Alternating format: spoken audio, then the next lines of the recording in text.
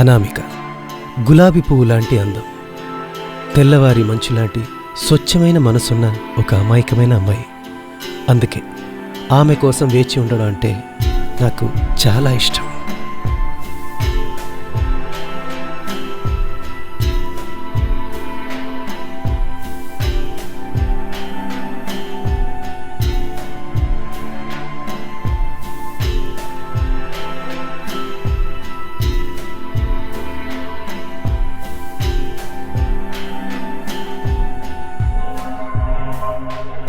నన్ను కాస్త పట్టించుకో. ఎన్ని రోజులుగా నీ వెనకాలే తిరుగుతున్నాను. నేను మీతో ఎన్నోసార్లు చెప్పాను నాకు ఆల్రెడీ లవ్వర్ ఉన్నారని. దయచేసి నన్ను ఇబ్బంది పెట్టకండి. ఓకే, అది నేను నమ్మేంలే. కానీ ఒక గంట నాతో పాటు ఉండొచ్చు కదా. వెళ్ళవే.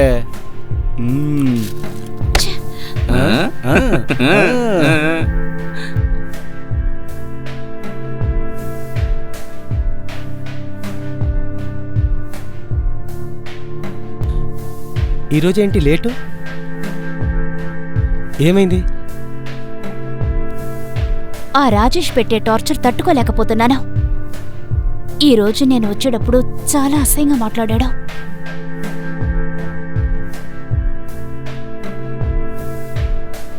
అవన్నీ నేను డీల్ చేసుకుంటా. Be cheer up.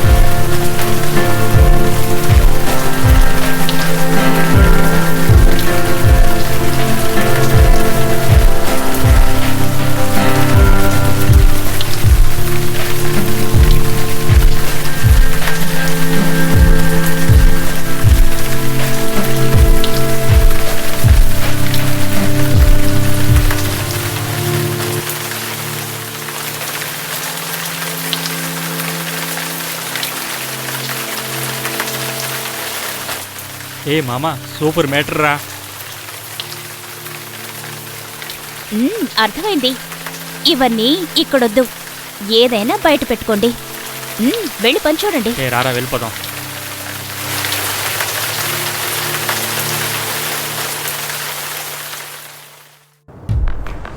ఆపరా. ఏంట్రా ఏంట్రా అమ్మాయిలతో పద్ధతి నువ్వు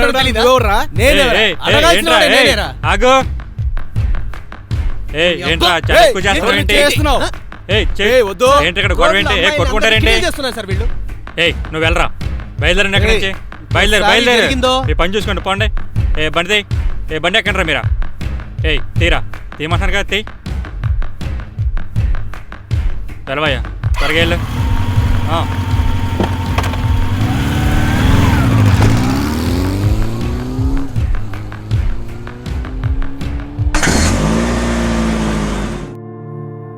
సార్, కీసు మొత్తం అంతా చూపించావా? చూపించాను సార్.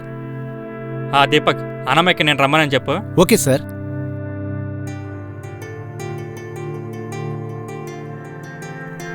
సార్, 2 రోజులు ఊర్లో ఉన్నాను.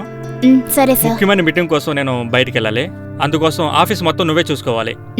Okay sir. ఓకే, నువ్వు వెళ్ళొచ్చు.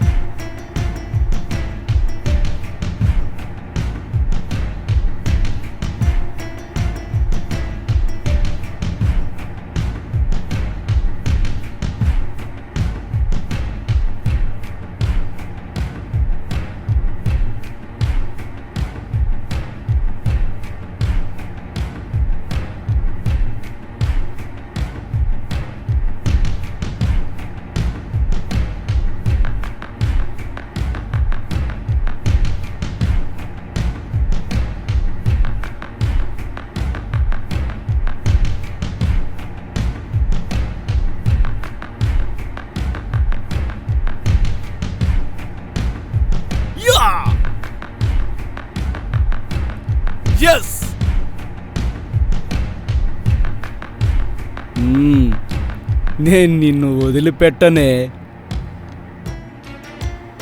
మన మేడమే చాలా బాగుంది కదా. భలే ఉందిరా. ఎక్కడేం చేస్తున్నారు మీరు? సార్ అది అనామిక మేడం నెట్లో. నడు త్వరగా నడు.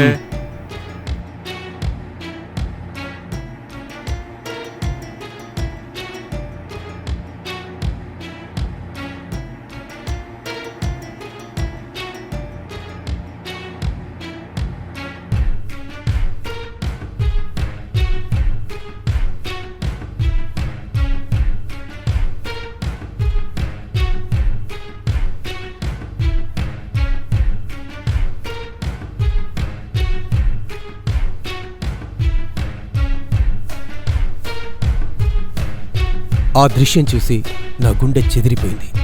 కానీ నాలో ఉన్న స్వార్థపరుడైన ప్రేమికుడు వల్లే ఆ బాధ అన్నది ఆ రోజు నేను అర్థం చేసుకోలేకపోయాను. అమ్మా, అయ్యో దేవుడా, ఏమైందిరా నీకు? ఎవరితో నేను గొడవ పడ్డావా? ఇలాంటిదాన్ని ఇంట్లో ఉంచుకొని ఊరు మీద గొడవ పడకపోతే ఏం చేయాలమ్మా? ఏమిటైది? ఏం చేసి తగలడ్డా చెప్పు. ఇది బట్టలు లేకుండా ఉన్న ఫోటో నెట్లో ఒకటి వచ్చిందమ్మా. అయ్యో భగవంతుడా, నేనెందుకు ఇంకా ప్రాణాలతో ఉన్నాను? ఏమి దీనికంటే మాకు విషం ఇచ్చి చంపేసి ఉండొచ్చే. అమ్మా, నువ్వు ఎందుకమ్మా నన్ను నమ్మడం లేదు? అది నా ఫోటో కాదు. అన్నయ్య, నేను ఆ విధంగా చేసుంటానని నువ్వు నమ్ముతున్నావా? నేను చూశానే, అది నువ్వే. మర్యాద ఈ లోతులు బయటికెళ్ళు.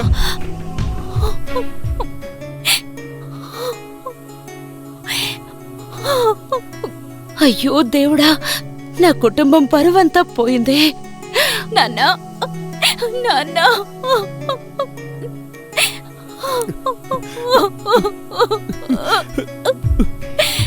నీ గురించి నాకు తెలుసు. నువ్వు ఆ విధంగా నడుచుకోవమ్మా. ఇది ఎవరు చేసినా సరే దేవుడు తప్పకుండా వాళ్ళు శిక్షిస్తాడు. జరిగింది తలుచుకుంటేనే బాధగా ఉంది. అది గుర్తుకొచ్చినప్పుడల్లా తట్టుకోలేకపోతున్నానమ్మా.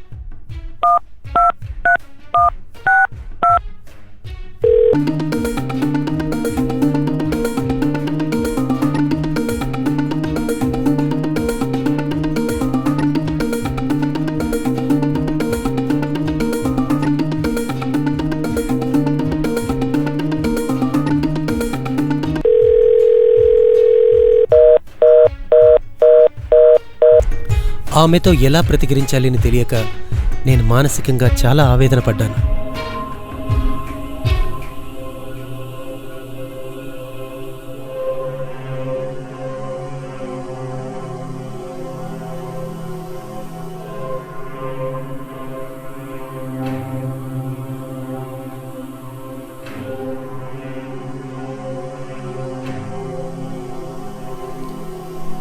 అదిరా, నేను ఒక 50 సార్లు చూసేసాను లేరా.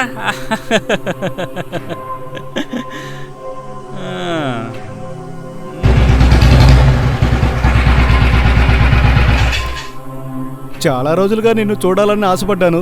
నా పేరు వినోద్. నేనిప్పుడు నేను నీ పేరు అడిగానా? రేయ్, ఈ కోతి వేషాలు నా దగ్గర వేసేవనుకో.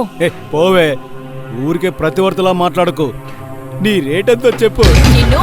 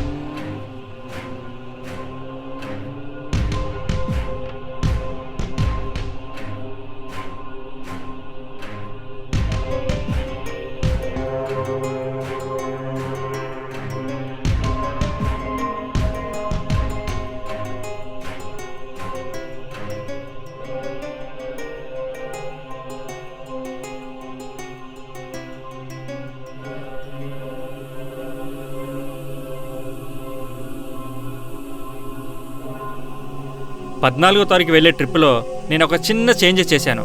ఏంటి సార్ అది? మన ఇద్దరం కలిసి వెళ్దాం. ఒక 2 రోజులు మాత్రమే. నీకు కావాల్సినవే చేస్తాను.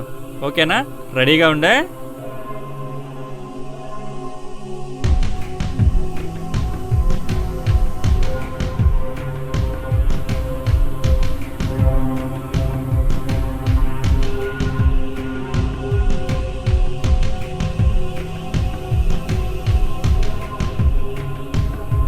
వాట్సాప్లో ఇప్పుడు నువ్వే ఫేమస్. నిజంగా చెప్తున్నాను రా, అటువంటి సీన్ ఎప్పుడూ చూడలేదు నేను. మేము ఇక్కడ ఫ్రీగానే ఉన్నాం.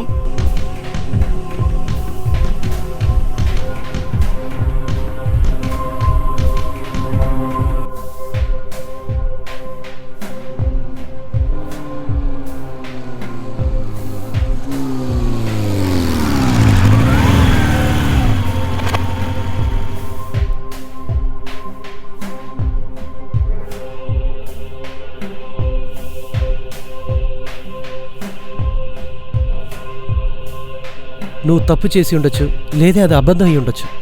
కానీ నిన్ను పెళ్లి చేసుకుని ఈ సమూహం ముందు కాపురం చెయ్యాలంటే నిజంగా నా వల్ల కాదు.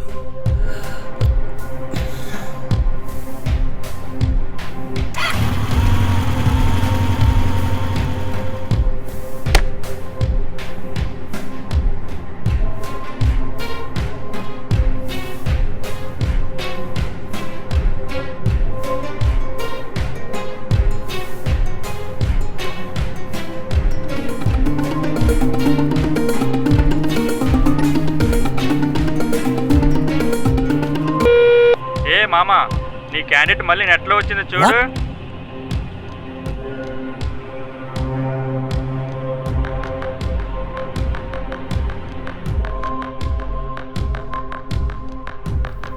నా పేరు అనామిక.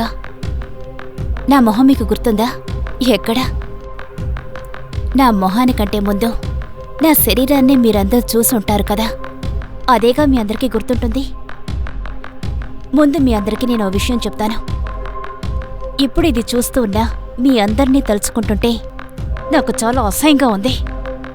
టెక్నాలజీ ఇంతగా ఇంప్రూవ్ అయినా ఈ సొసైటీలో నెట్లో మీరు చూస్తున్న ఆడవాళ్ల శరీరాలు, ఆ శరీరానికి తలకి సంబంధం లేదని మీకెందుకని అర్థం కావడం లేదో. ఈ మామూలు విషయం కూడా మీరు అర్థం చేసుకోలేకుండా ఆ ఆడవాళ్ల దగ్గర చాలా నీచంగా ప్రవర్తిస్తున్నారు. ఇలాంటి బుద్ధున్న మీరు మీ కూతురునో లేక చెల్లుల్లో ఆ విధంగా చూడరన్నది ఏమిటి గ్యారంటీ? ఆడదాన్ని అమ్మ అంటున్నారు, ఆదిశక్తి అంటున్నారు, దేవత అంటున్నారు. ఇలా ఆడవాళ్ళని పిలిచే మీరు ఒక చిన్న ఛాన్స్ దొరికిందంటే తన జీవితాన్ని నాశనం చేయడానికి, తను మానసికంగా కృంగిపోయేంతగా టార్చర్ పెట్టడానికి మీరే కారణం అవుతున్నారు. మిమ్మల్ని కన్నది మగవారా? ఆడవాళ్ళని అర్థం చేసుకోవడానికి, నమ్మడానికి ఎందుకని ఈ మగవాళ్ల వల్ల కావడం లేదు? సరే, ఇప్పుడు చూడండి నా నిజమైన శరీరాన్ని. మహాభారతంలో కౌరవులకి నమ్మకం కలగడం కోసం మహావిష్ణువుకి తన అవతారాన్ని చూపించాల్సిన అవసరం కలిగింది. అదేవిధంగా సీతాదేవి పుట్టిన అదే దేశంలో పుట్టిన ఓ అమ్మాయికి ఇప్పుడు ఆ పరిస్థితి ఏర్పడింది.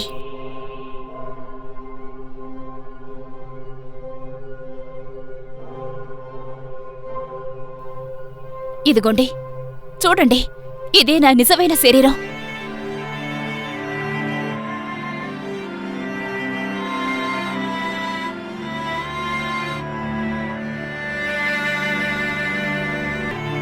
ఇప్పుడు చెప్పండి, ఈ శరీరాన్న మీరు ఇన్నాళ్లగా నెట్లో చూసి ఆనందించింది?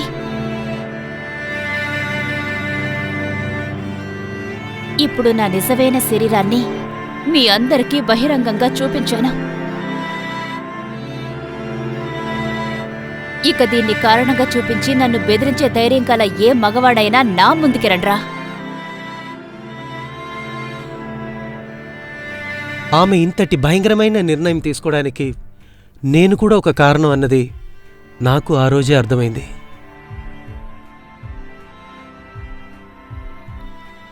హే ఆగవే, ఎక్కడికెళ్తున్నావు? ఏదో కోపంతో ఆ రోజు ఒక మాట అనేశాను. అమ్మా, నీలాంటి అమ్మలందరూ ఎప్పుడూ ఒక ముఖ్యమైన విషయాన్ని మర్చిపోతూ ఉంటారు. ఎదిగే ఆడపిల్లకి తన బెస్ట్ ఫ్రెండ్ తన అమ్మే అయ్యుండాలి. తన సమస్యలన్నిటినీ తెలుసుకోవాల్సింది, అర్థం చేసుకోవాల్సింది వాళ్ళమ్మే. అది కరెక్ట్ టైంకి దొరక్కపోవడం వల్లే కొంతమంది వలలో చిక్కుకునే ఆడవాళ్ళు తిరిగి ఇంటికి రావడానికి ఆలోచిస్తున్నారు. నాన్న,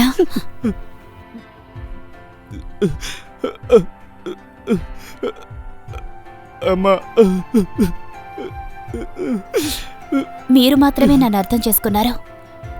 నేను ఆత్మహత్య చేసుకోపోవడానికి కారణం మిమ్మల్ని బాధ పెట్టకూడదని. నన్ను ఆశీర్వదించండి నాన్న. నేనీకు ఉండడానికి ఒక లేడీస్ హాస్టల్ ఉంటే చాలు. నీకేం తక్కువ అమ్మా, నువ్వు బాగా ఉంటావు. వెళ్ళొస్తాను నాన్న.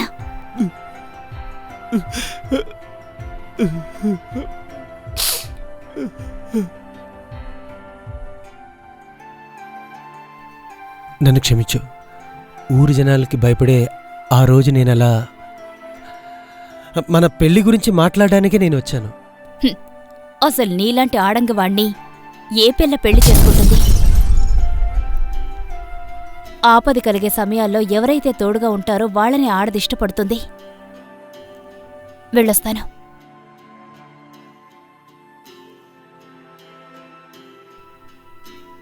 ఆమె తీసుకున్న ఆ నిర్ణయం పురుష సమూహానికే నేనొక మచ్చగా మిగిలిపోయానని అనిపించింది.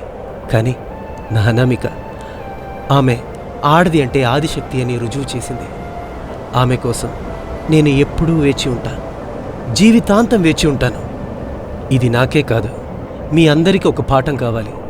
నేను పడ్డ ఆవేదన మీలో ఎవరికీ రాకూడదు.